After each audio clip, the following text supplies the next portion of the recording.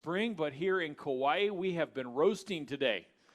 We're going to be going through the book of Revelation in a few minutes. We have been going through this book for a few months now, and we've gotten up to the chapter 13 in the book of Revelation, and this is probably one of the most talked about, misunderstood, make movies about chapter in the book of Revelation. The chapter on the beast.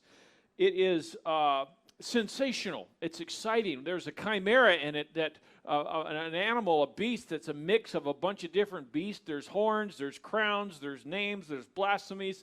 Then there's another beast. One's out of the ground, one's out of the sea. There's all this stuff taking place, and it's kind of, most people they'll either read it and make something up, or they read it and they just go, that's just beyond understanding, and they ignore it.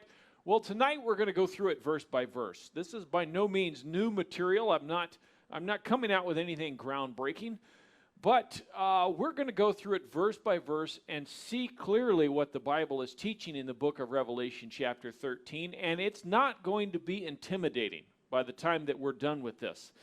This whole study through the book, the point, the focus, the thing that we're looking for more than anything else is that we change, that it makes an impact on us. John said right at the beginning of the book that I write this, and if you'll read it and keep the things that are in it, then you'll be blessed. If you read it or hear it read and keep the things that are in it. So that's what we're doing. We're gonna read this. We're gonna study this with the idea of how do we keep the things that are written in this book. Now, before we go, let's see where we were the last 2 weeks of the study when we went through chapter 12. So chapter 12, verse 1, it says, there appeared a great wonder in heaven. So these two chapters, we had been going through the different things happening on earth, and then chapter 12, it started, John is in heaven, and that's where he sees this thing unfolding, this war. Chapter 12, verse 7 says, and there was war in heaven. Again, John is in heaven. He's watching this take place. This is the battle between God and Satan over Israel and over her offspring Christ. And then Revelation 12:12, we see, therefore rejoice, ye heavens, and ye that dwell in them. Woe to the inhabitants of the earth and of the sea, for the devil is come down unto you, having great wrath, because he knoweth that he hath but a short time. So we're going to wrap up the chapter 12 with this closing scene in heaven, and Satan is cast to earth. If this is a play, imagine the curtains get drawn, the materials get moved aside, the different costumes and things are changed, and when we come back to chapter 13, we're going to be on earth, on the seashore, the Mediterranean seashore, with watching what comes out of the water. Okay, let's pray. Father, thank you for this book. Thank you for your Spirit moving, Father. I pray that you would fill us with the hope of tomorrow, the hope of what you are going to do in us. Lord, I pray that you would change us by this. Open your word to us. Help me get out of the way and help us to see what you have for us in Revelation, Lord. I pray that you do this in your precious name. Amen. Okay, Revelation chapter 13 and verse 1. It says, and I, that's John, and I stood upon the sand of the sea and saw a beast rise up out of the sea, having 7 heads and 10 horns, and upon his horns 10 crowns, and upon his heads the name of blasphemy. And the beast which I saw was like unto a leopard, and his feet was as the feet of a bear, and his mouth as the mouth of a lion. And the dragon gave him his power and his seat and his great authority. Now we can come to this passage, and we can read it, and we can make all kinds of stuff up. We can say, let's say verse 2 there. I'm just going to make something up. The leopard is like a new Christian. He's excited. He moves fast. He's lean, not a lot of muscle. The bear is like somebody that's been matured for a long time, and they're rather set in their ways. The lion is like the one that was in Daniel in the lion's den, that God stopped their mouths. and the dragon is a scaly fish that Peter saw when he was fishing. So this is a new believer that that needs to open their mouth and talk about what God's got for them while they're at their place of work. You know, that's the way people deal with the book. They just come across a verse and they just make it up. They just come up with something that sounds good. They point to different things and say, this is what that means and this is what that means. And it's silly. It's silly and it's backwards. And it's not very interesting because you don't know. You don't know. You're making up, I'm making up, we just don't know. But, you know, the Scripture gives us some plain teaching here. What this thing that seems so just wild, this chimera, this beast that's got all these different parts of the beast hooked together, it seems weird and extraordinary, but if we study the Word of God, we can clearly see what it is. So let's go through it. We have 4 great beasts back in the book of Daniel, and really, the book of Daniel and the book of Revelation is one book. When Daniel gets to the end of his book, and the Lord says, seal it up until the time of the end, John finishes the book that Daniel started. So let's go back and see what these 4 beasts are that he's talking about right there, both by understanding the prophecy that took place in Daniel and the context of what's taking place in Revelation. So let's start back in Daniel chapter 7 and verse 2. And Daniel spake and said, I saw in my vision by night, and behold, the 4 winds of heaven strove upon the great sea, and 4 great beasts came up from the sea, diverse one from another. The first was like a lion, and had eagle's wings, and I beheld till the wings thereof were plucked, and it was lifted up from the earth, and made to stand upon the feet as a man, and a man's heart was given unto it, or given to it. Now this seems again like an extraordinary tale. There's 4 beasts. One's like a lion. It's got wings. The wings are plucked. It stand up. So what does all that mean? Well, with careful study of the book of Daniel and careful study of history, this is very clearly Nebuchadnezzar and Babylonian kingdom. It's very plain. You can read many theses on it, many books that talk about it. I've taught it before.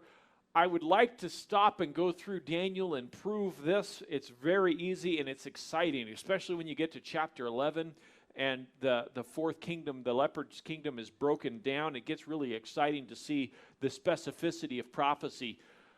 But I'm not going to go through it in detail.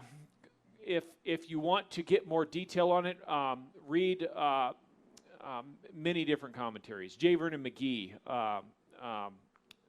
many others. Just pick up one and read about it. Clarence Larkin, that's the name I was trying to come up with, and many others. Okay, so that was the first beast.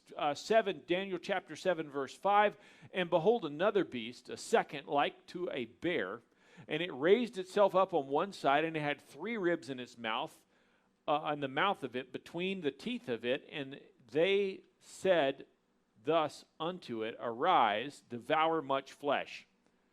And after this I beheld, and lo, another like unto a leopard, which had upon the back of it 4 wings of fowl, and the beast had also 4 heads, and dominion was given unto it. So here we have 2 more beasts. One is a bear. It's got 3 ribs. It's lopsided. That's the Medo-Persian kingdom, and that's because they created a pact in taking over the known world, and it was a lopsided pact. The Persian kingdom was much stronger than the Medes kingdom, and so it's a lopsided bear. And then we have the leopard, which is Alexander the Great. It has the 4 wings because of his and 4 heads because of his 4 generals that ended up with the kingdom. Again, I know I'm telling you to trust me on this. Don't trust me. Look it up. Read it. It's all very plain, very clear if you go through history and you go through the book of Daniel, what these 4 kingdoms are. Continuing on 7:7, after this I saw the night vision, and behold, a 4th beast, dreadful and terrible, and strong exceedingly. And it had great iron teeth, and it devoured and brake in pieces, and stamped the residue with the feet of it, and it was diverse from all the beasts that were before it, and it had 10 horns. So we have 4 beasts. We have, as each of the beasts comes out of the sea, and Daniel sees them, he's looking at each one of the beasts, seeing what they are and what their characteristics are. And so we first see the Babylonian kingdom, the Medo-Persian kingdom, the Grecian kingdom, and then the last we see the Roman kingdom with the iron teeth, and it destroys the other kingdoms and subsumes them. If we looked back earlier in Daniel, we saw that statue. If you remember the statue of Nebuchadnezzar, head of gold, breast of silver, bronze, clay, and silver, and so on, or clay and iron. Again, it's the same imagery that we have here with a different icon. It is the kingdoms of the world. Let's continue on. Daniel chapter 7, verse 8. I considered the horns, and behold, there came up among them another little horn, before whom there were 3 of the first horns plucked up by the roots. And behold, in this horn were eyes like the eyes of a man, and a mouth speaking great things. So Daniel has gone through the history of the world. He's explained the world-dominating kingdoms, and he finishes with these 10 horns that are on the last beast. And of the 10 horns, 3 of them are plucked up and replaced by this last one, and he has a mouth speaking great things. So here we have them. The beast that we saw in chapter 13, verse 1 and 2, he had the mouth of a lion, and that was the beast that we saw there in Daniel 7, and it was the Babylonian Empire. Next, we saw the beast that he had that came up out of the sea that John saw. It had the feet of a bear. That was the Medo-Persian Empire. That was the one that knocked out Nebuchadnezzar there at the end. Then we had the leopard. That was the Grecian Empire. That was the body of the beast that came out of the sea. And the 4th beast in the book of Daniel is the 4th creature that we saw there in 13:1, and that was the power that was given to this beast to do what he would do. Now, why is it described that way? Well, back in the book of Daniel, God gave some very, very specific prophecy. He said how the kingdoms are going to split, whose daughter would marry whom, and the conflict that would arise from that.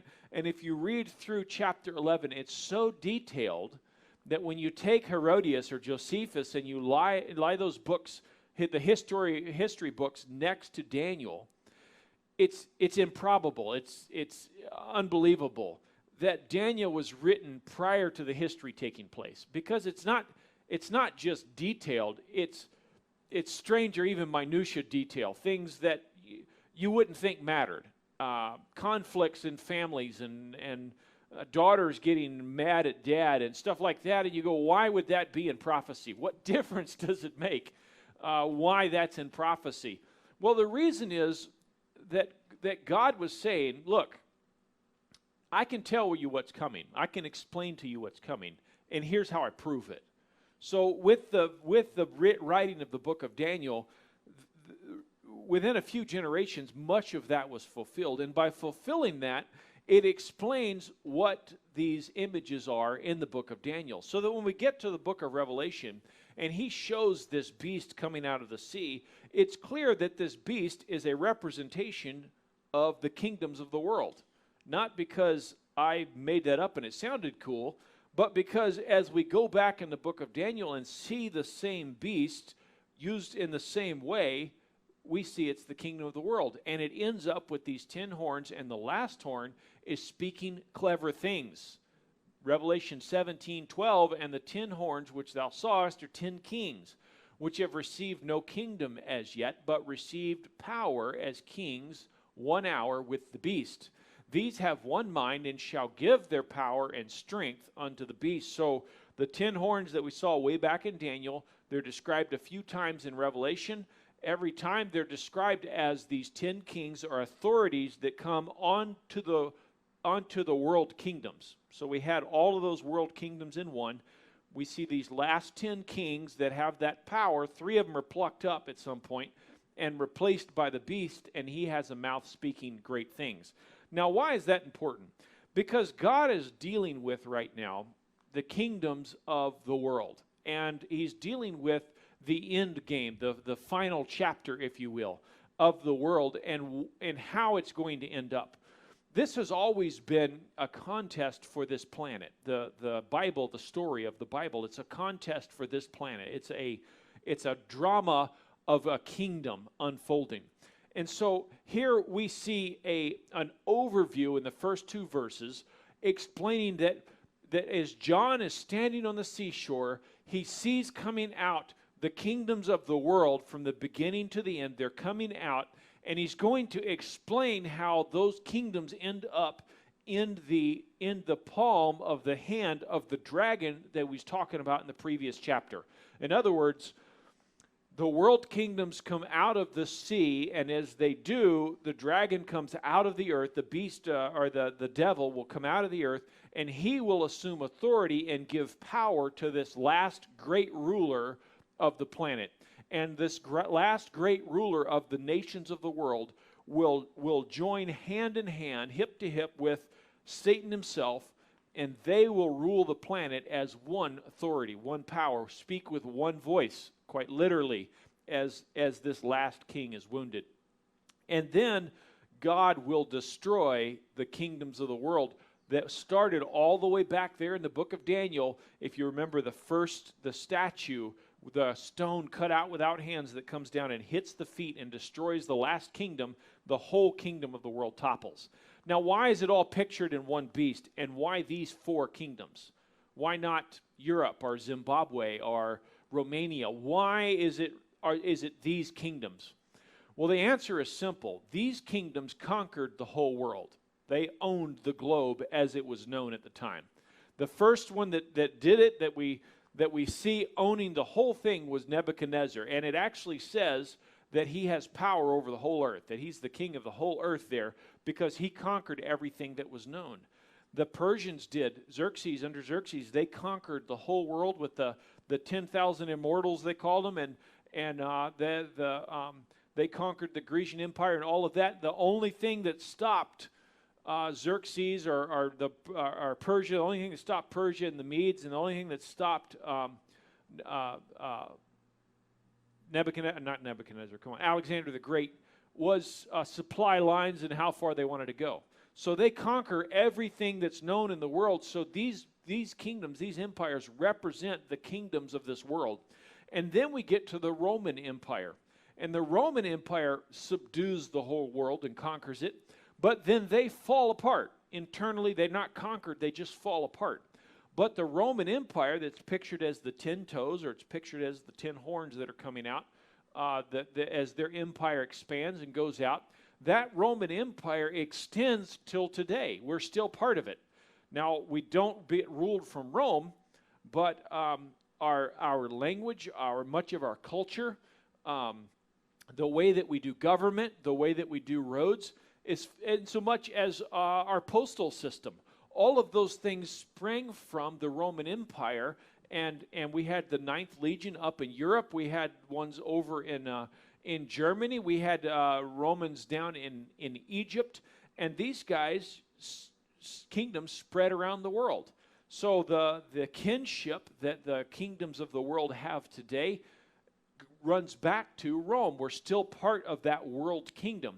And ultimately, as we'll see back in a few chapters, the whore that sits on the back of that kingdom, that is drunk on the martyrs' blood, is going to be the church that sprang from that Roman Empire. So I told you this would be simple. I hope it's simple. It is visually dynamic, right? There's a lot going on. But it's only 4 kingdoms, and once you get the grasp of it, it's relatively simple. Okay, so we had these 4 great beasts, these 4 things in the book of Daniel. They are all pictured as one beast here in the first 2 verses of chapter 13. But now we're going to see the way that they are connected, the way that these beasts are connected through one ruler. Let's start down in verse 2, and the beast which I saw was like unto a leopard, and his feet as the feet of a bear, and his mouth the mouth of a lion. And the dragon gave him his power and his seat and his great authority. So the world kingdoms, as they're coming out of the water there, the thing that animates them, the power behind the throne, if you will. And then as we make this personal, and it's his and the one, we're talking about this last ruler, the beast. So as this beast, this chimera, comes out of the sea, the thing that gave him great power and authority was the dragon, which in chapter 12 was very clearly Satan, that old serpent, the devil. So the question is now, dynasty or destiny? Revelation 13:3, and I saw one of his heads as it were wounded to death, that is this beast, and his deadly wound was healed, and all the world wondered after the beast, and they worshiped the dragon, which gave power unto the beast, and they worshiped the beast, saying, Who is like unto the beast? Who is able to make war with him? Now, when we picture the beast in chapter 13, the movies that are made, the way that it's talked about it, this guy is just the spawn of Satan. He's just this evil goober that runs around just enjoying blood and mayhem and wickedness, and he's this horrible guy, and I just don't think that's going to be true at all. I think he will be suave. I think he will be seen as somebody who really cares, really empathizes with your pain and with your problems and with what's going on in your life, and he brings everybody together. As we pick up this chapter, we're looking at the last 42 months, the last 3.5 years. I think that the first 3.5 years are filled with chaos and things are happening, and I'll show you why in a minute, but the beast comes on, this ruler, this world leader, the last of humanity's great leaders. As he comes on the scene, he is the one that's kind of bringing everybody together. He's the one with one message, with a direction, with a plan, and he's getting going good, and just as he gets going, something happens to him, and he has a deadly wound in his head. Maybe it's the stones falling out of the sky. Maybe he has an automobile wreck. Maybe somebody hits him in the head with a sword. He ends up with a deadly wound in his head, and then that wound is healed. Miraculously, amazingly, the wound is healed. And when it's healed, this guy that was one of the guys, maybe the biggest voice on the scene at the time, is catapulted. He's put to the front, and he's like, this guy is the guy. He's the one that can get us out of this. So they worship the dragon that healed the beast. They're worshiping Satan openly. And the one that gave power to the beast, and they worshiped the beast, and they said to this guy, who can make war with him? Now, why is power given to him? You ever wonder that? Like when I'm studying this, I go through and I ask myself questions, and one of the questions I asked myself was, why did God give him power? Because it says that gave power, so where did the power come from? Satan gave power to the beast. Where did Satan get the power? Where did it come from? Let's look on Revelation 13:5. And there was given unto him a mouth speaking great things and blasphemies, and power was given unto him to continue 42 months. So the same as the horn that we saw in Daniel chapter 7, this guy has a mouth speaking great things. He's got a great message that he's given. Now, this is not a message that's demented. It says, I want to kill your children, or feast on your entrails, or something awful like we talk about the beast. This is a good message, a suave message, a message of hope and of a plan for the future and a way that we're going to come through this. Remember, this guy deceives the world. He tricks everybody, and this chapter's already written. This chapter's already, we all know 666. We all know the mark of the beast. We all know, like, it's not a hidden thing. And yet the world is tricked by this guy, and they fall for it knowing that they're falling for it. How does that happen? God gives him a mouth speaking great things. And blasphemies. What's the blasphemy? It's taking the power that God has and it's given it to himself. The same thing that Lucifer wanted to do. He is the Antichrist. He is the one that stands against Christ and pretends to be the Christ, the Messiah. He's the one that tries to take his place. And power was given unto him to continue 40 and 2 months. And he opened his mouth in blasphemy against God, to blaspheme his name and his tabernacle and them that dwell in heaven. Another question. Let's suppose a world leader today came out and that his message, let's suppose that he's got a message of hope, a message that will change everything. His message is against God, blaspheming God's name, blaspheming God's tabernacle, heaven, and he's blaspheming those in heaven, calling them curse words. How dare they? They are not. Now, how would that go over? Would everybody go, man, this guy's really got it together? This guy's really, no, why not? Because people don't believe God. They don't believe in heaven. They don't believe in saints and in angels. Why would they believe somebody that comes out and starts just blaspheming God? Because 3.5 years earlier, the church got raptured. We disappeared. We're not part of this message. We're not in the book anywhere except right in the beginning. So when he starts blaspheming them in heaven, that's us. And the blaspheming, the taking that name, taking that place, I think his message is those guys are not real. They're not saints. They're not in heaven. That wasn't God that came. That was the devil, or that was an alien or something like that, and he'll have a message that explains that those are the bad guys, that the bad guy took the bad guys to a bad place to do bad things, and we together are going to come together and overcome the difficulty that's been brought to us by the bad guy and the bad people. That's going to be his message. And you know what? They're going to swallow it up. So if he got power, where did it come from? Matthew 28:18, and Jesus came and spake unto them, saying, all power is given unto me in heaven and in earth. Go ye therefore. So Jesus says, all the power in the world, every bit of power that is, principalities, power, spirit, it's all mine. I own it. There is no power that Jesus is not over. He has all power. Ephesians chapter 1, verse 20, which he wrought in Christ when he raised him from the dead and set him at his own right hand in heavenly places, far above all principalities and powers and might and dominion and every name that is named, not only in this world, but also in that which is to come. Jesus is the head of all power. There is no power that is not subject to Jesus Christ. There is no authority that's not subject to him. There's no name and no dominion. Everything is subject to him.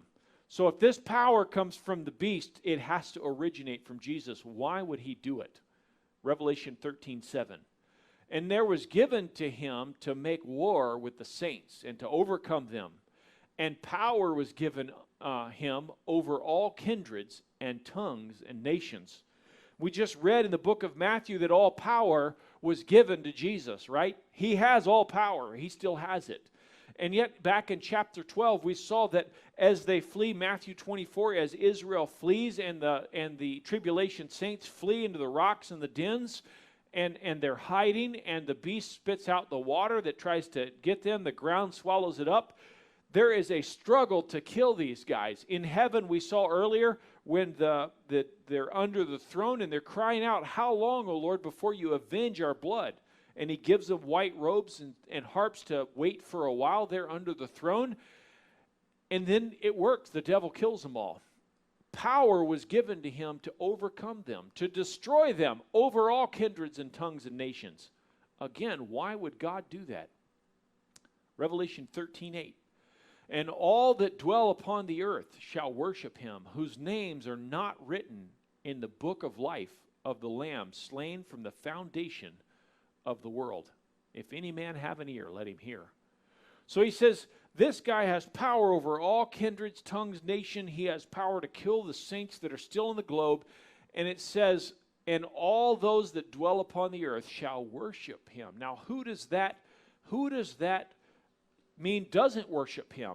The only ones that won't worship him are the ones whose names are written in the Lamb's book of life, slain from the foundation of the world. So it says that if your name is not written in the Lamb's book of life in the tribulation, if your name's not already there, that you're going to worship this guy. You say, then what's it all for? If it requires that your name be written down already, predestined, that you've been chosen, set apart, that you have God's mark on you that we saw earlier on your forehead, and if you don't have that, then you're going to believe a lie. You're going to buy this garbage, and you're going to fall for it, and you're going to blaspheme God's name with this guy. And the only ones that are not are going to be the ones that are previously written down. Now, the question is, do these guys have any say in it? Do these saints get to choose whether to love God or not to? Do they get to choose whether to worship the beast or not? Well, it looks like that it's been chosen from the foundation of the world, that they have been forever either written in the book or not written in the book. So which is it? Well, it's both. It's both. It's the same as it is today. Let's look in 2 Thessalonians. We get a close-up view at that passage that we just read. We get to see exactly how it goes down. 2 Thessalonians 2:6. And now ye know what withholdeth he, that he might be revealed in his time. For the mystery of iniquity doth already work. Only he who now letteth will let until he be taken out of the way. And then shall that wicked be revealed, from whom the Lord shall consume with the spirit of his mouth, and shall destroy with the brightness of his coming. So he says that this guy, this wicked guy, won't be revealed until it is his time. And then when the mystery of iniquity, when the work is done, when it's time for him to be revealed, that the one who is letting, that's the Holy Spirit, he'll allow it to continue until the Holy Spirit's taken out of the way. So right now the Holy Spirit is allowing this meddling that this dragon is doing, that Lucifer's doing on the earth.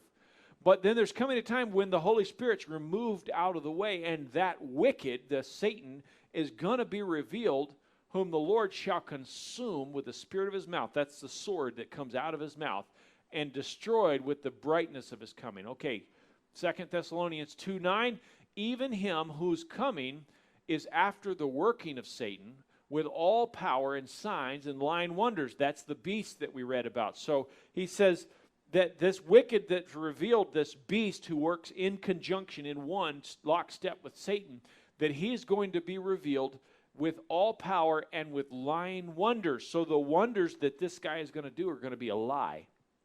Continuing on, verse 10.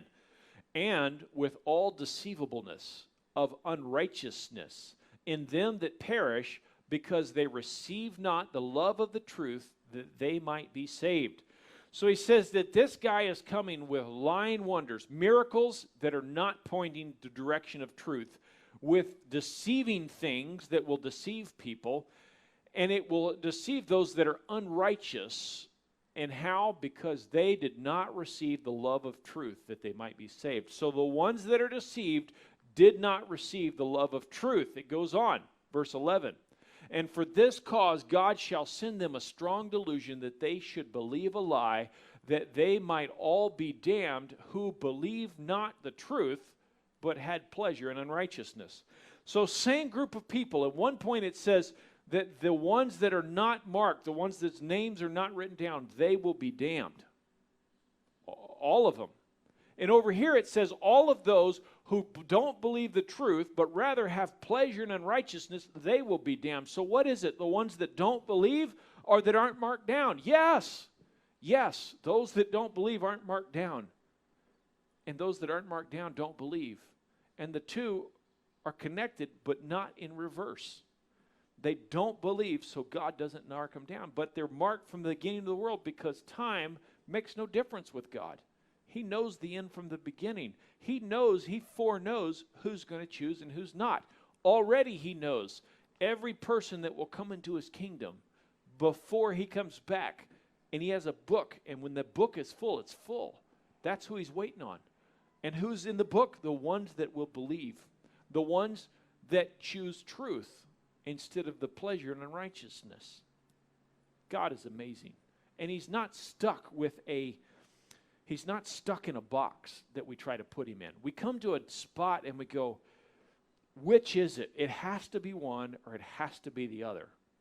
We're either on a roller coaster with a predefined track that we have no control over, or we're in a car in a field and we have no track and can do whatever we want. And the truth is, God knows exactly where we're going to end, exactly when we're going to end, and exactly the path that we're going to take, because he's already experienced it.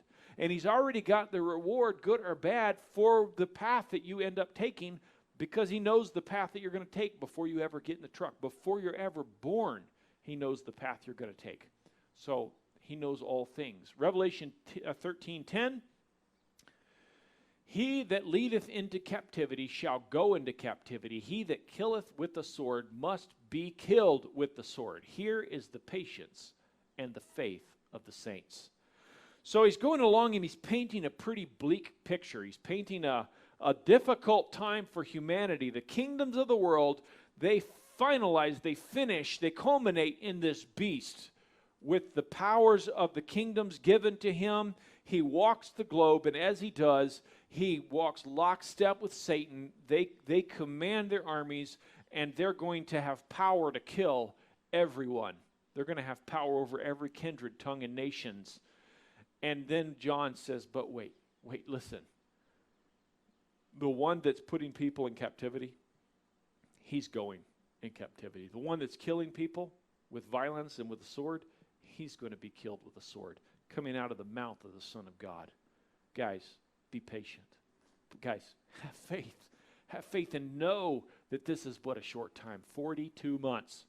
42 months, and then we've got eternity. Just hang on, 42 months. That's the patience and the faith of the saint. Can you imagine the ones that are in the tribulation, that are not believers before, and that are going through this stuff, that are hiding in the rocks and in torment and in the problems, and they're asking what, when, how, and one of them has a Bible, and they pull out that tattered thing with burnt pages, and they open up Revelation, the chapter 13, and he reads to the people that are huddled around in the cave, listen, the one that's searching for us, that's taken mom and uncle, they've taken them off and put them in captivity, he's going into captivity. And the one that's killed your brother and your sister with a sword, he's going to be killed with the sword of Christ. That's patience. Have patience. Have faith. Can you imagine the hope that's kindled around this passage? Okay, that was the first beast. That was the world kingdom's beast, where he comes from and how he ends. The next half of the chapter, we're going to look at the other beast that comes out, the one that comes out of the ground. So chapter 13, verse 11. And I beheld another beast coming out of the earth, and he had two horns like a lamb, and he spake as a dragon. And he exercised all the power of the first beast before him, and causes the earth and them which dwell therein to worship the first beast, whose deadly wound was healed.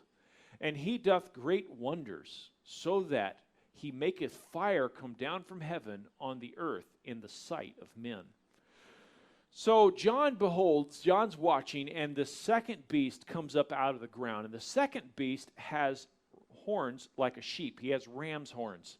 He is the Antichrist. He is not the lamb, but he has horns like he is. But he speaks, and the words that come out is like the dragon. That dragon we read about in chapter 12, we don't have to guess who he is. That old serpent, the devil, and Satan. It tells us very clearly. So he talks like Satan, and he looks like a lamb. And he comes out of the earth, and he exercises all the power that the first beast. So this first world ruler that we're calling the beast, when he comes out and he has this power, he's wounded gravely.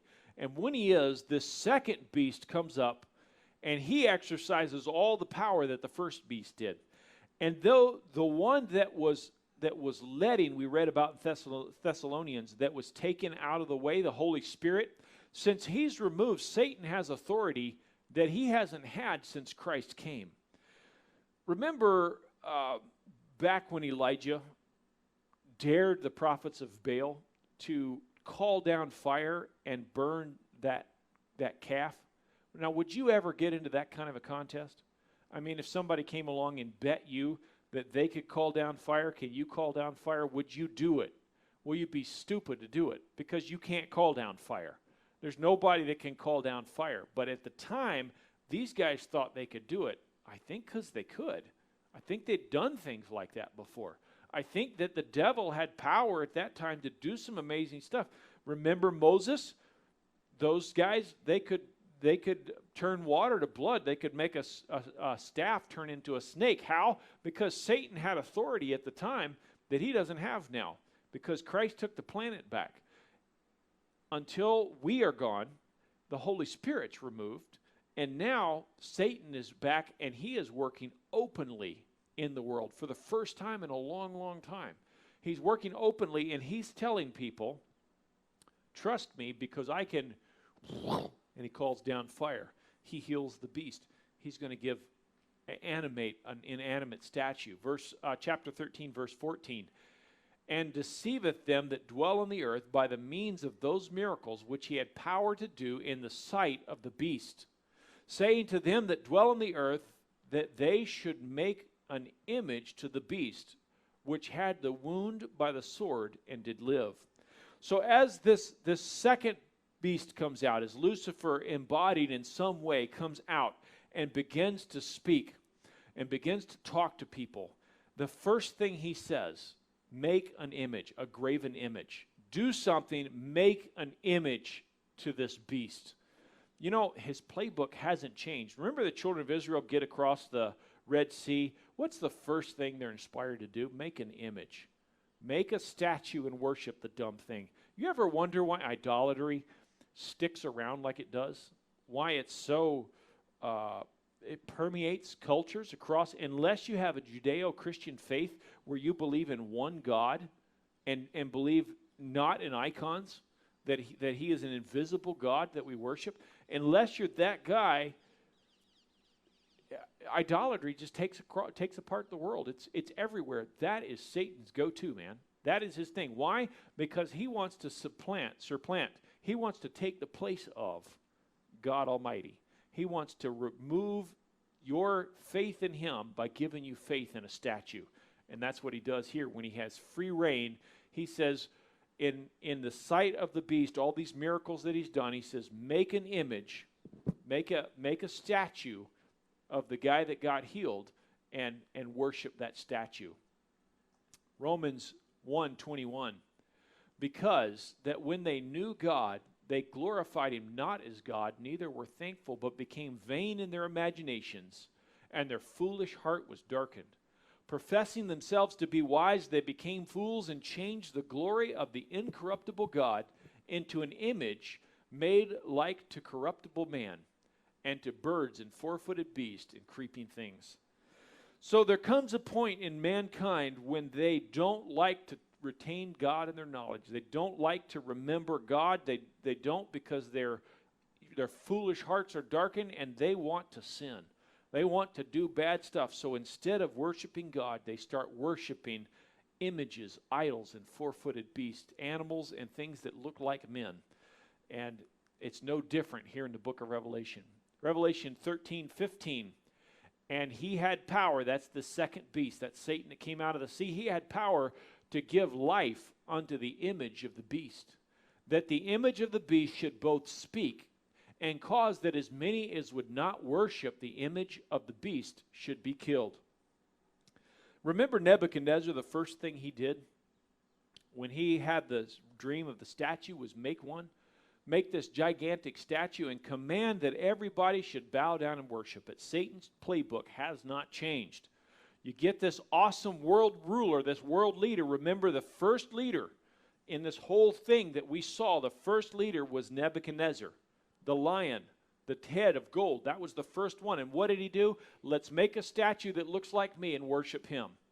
And then we have this whole period of world history that takes place. These three other empires rise and fall, and then the last empire carries on for a long time. At the end of that last empire, this last world ruler rises up out of the sea. He assumes the place of mankind's world leader, and he takes Nebuchadnezzar's place, and he's wounded. Satan comes up out of the ground, this other beast, and does miracles so that people would believe. And what is the last thing that they want to do is worship the image. Same thing that they were doing for Nebuchadnezzar. It's one story, folks. It's one message. It's one world history. It's two guys, two creatures, God and Satan. And it's their battle, their conflict over this planet. And it doesn't change. It doesn't.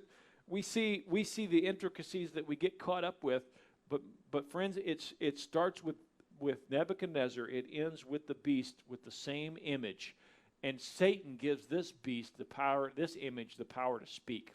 So here's this statue. They raise it up. I think it will be raised up in Mount of Olives.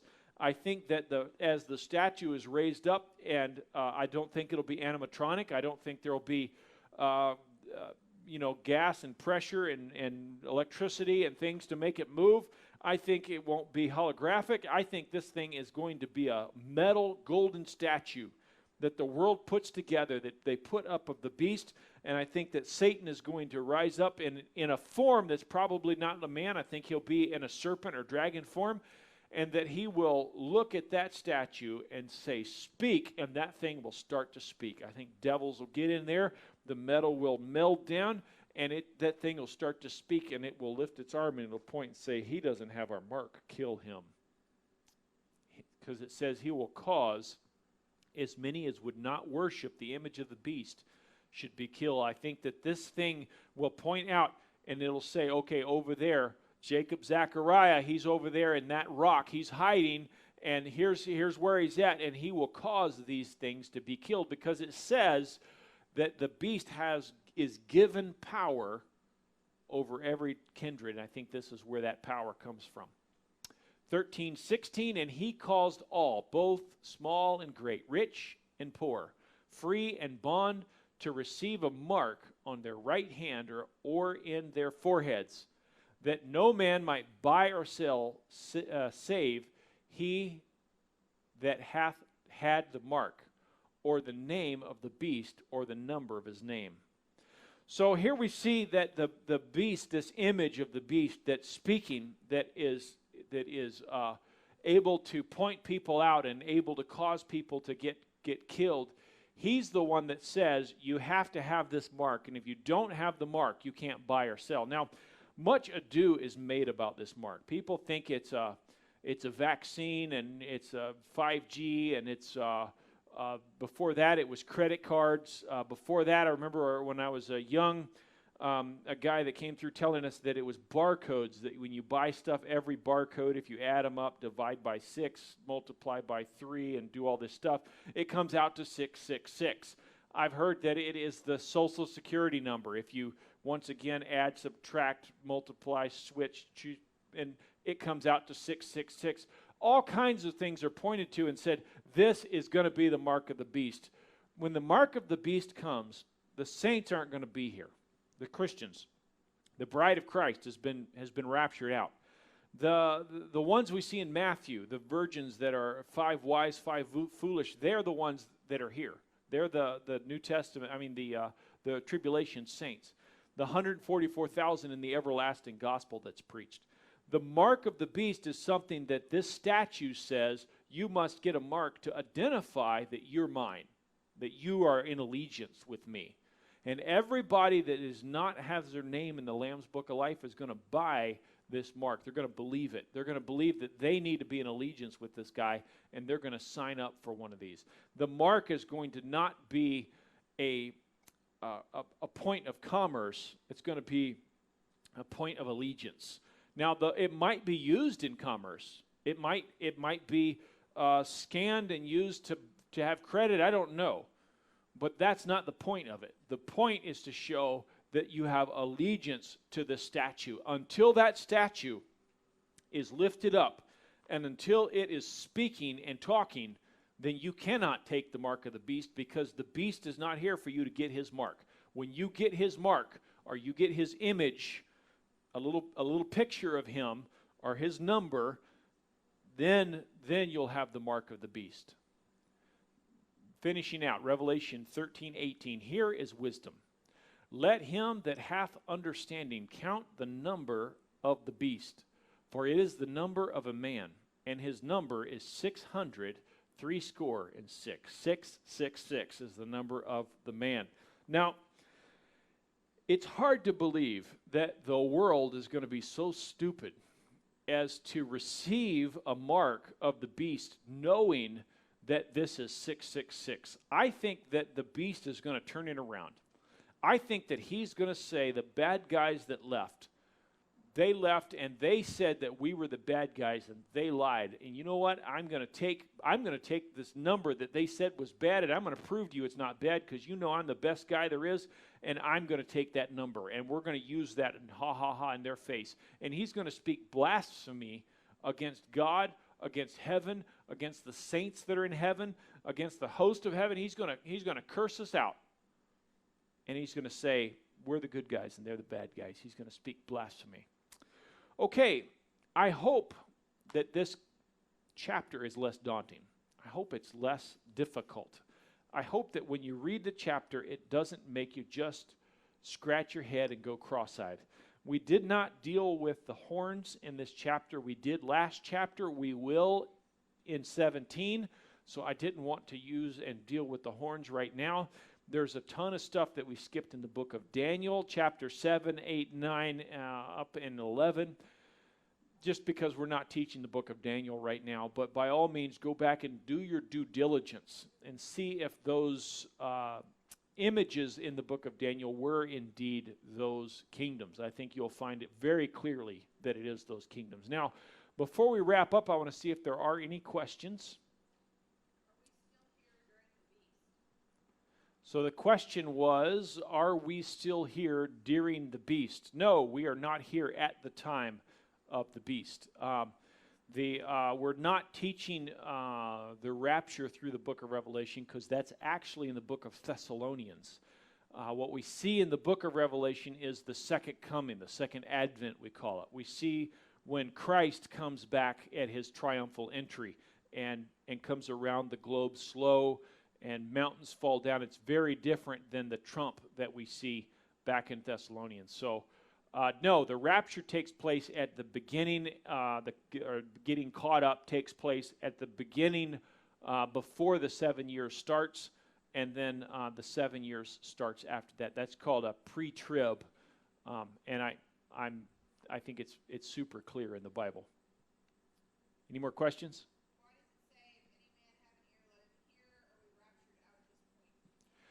It says, the question was, why would it say, if any man hath an ear, let him hear, if we are raptured out at this point? The the tribulation saints, the 144,000, we covered that earlier, chapter 6. The 144,000 have a mark sealed in their forehead, and they are traveling back and forth and preaching something called the everlasting gospel. That would be the same gospel that Abel had. It's the same gospel Abraham had.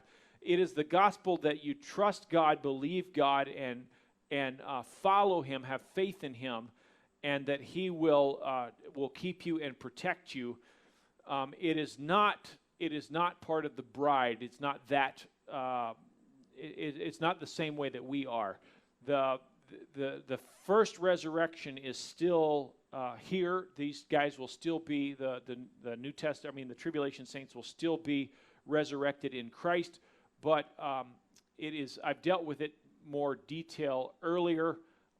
So the question, why would it say that? It's telling that to the tribulation saints, the ones that will make it through the tribulation. Any more questions? The question was, could it be that the beast is a nation? No. It's a man, because there's an image of him. and the image speaks, and he's wounded. No, it's pretty clear that the beast is not a nation. I believe it was J. Vernon McGee that said that the more you can tell that the more somebody looks at the book of Revelation as a literal book that was written with guidelines and rules, the closer that you'll see that they will be a pre-trib, pre-mill. And if you look at it allegorically, the further along the line allegorically you take the book, the further along you get with the second coming. So the saints going. So if you're half allegorical, you leave in the middle. If you're totally allegorical, you leave at the end. If you are off in left field, then you're a millennialist and don't believe any of it's coming and that it's all just poetry. Okay. I think I'm about out of time. Is there any more questions? We're good?